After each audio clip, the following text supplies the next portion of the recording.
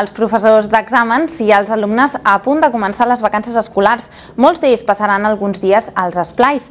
Avui s'ha celebrat el 25è aniversari de les ludoteques de Catalunya.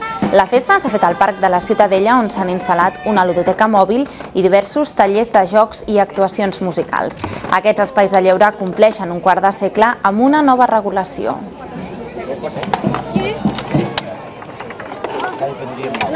Coincidint en aquests primers 25 anys és l'aprovació, tot just farà una setmana, per part del govern del decret regulador de les ludoteques. Per tant, un decret regulador que ve a endreçar el panorama, un panorama molt variat, un panorama molt dispers, un decret que ve a dir clarament el què són ludoteques i, per tant, el que no són ludoteques.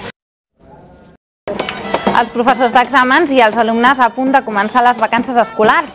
Avui s'ha celebrat al Parc de la Ciutadella el 25è aniversari de les ludoteques de Catalunya.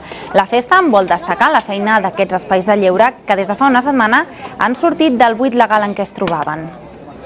Juga bé.